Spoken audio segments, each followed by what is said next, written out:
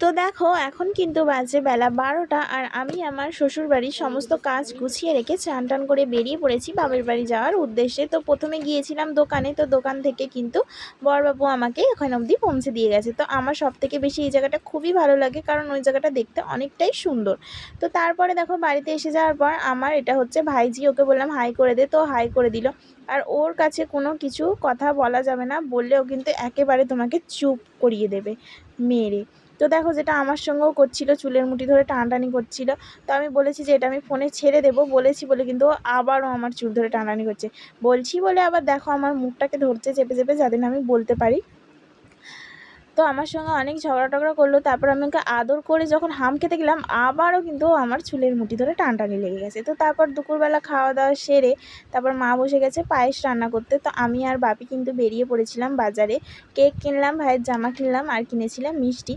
তো তারপর বাপি বাজার থেকে আসতেই কিন্তু বসে গেছে রান্না করতে। আজকে কিন্তু বাপি রান্নাটা করেছে। তো প্রথমে কিন্তু বাপি দেখো কত সুন্দর রাইসটা বানিয়েছে, তাই না? খেতেও কিন্তু দারুণ হয়েছিল। তারপরে দেখো বসে গেছে কিন্তু মাংস রান্না করতে, যেটা কিন্তু আমার বাপি অল টাইম খুবই ভালো রান্না করে। আমার কিন্তু মায়ের থেকে না বাপির হাতের রান্না খেতে দারুণ লাগে। তো তারপর দেখো ভাই কিন্তু এখানটা সাজিয়েও ফেলেছে বেলুনগুলো দিয়ে।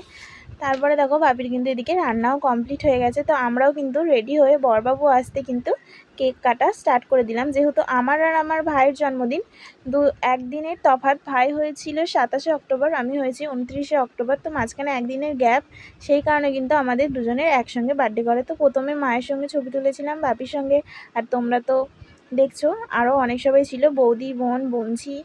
তারপরে দেখো মেনুটা কী হয়েছিল সেটাও একটু তোমাদের সঙ্গে শেয়ার করে দিলাম। তারপরে দেখো আমার অবস্থাটা ঠিক এই রকম। তারপর খাওয়া দাওয়া করেই কিন্তু বাড়ির দিকে রওনা দিয়েছিলাম। তো ভাইকে এত কেক মাখিয়েছিল, তো বাপি ওটাই মুছে দিচ্ছিল। তো কেমন লাগলো ভিডিওটা জানিও।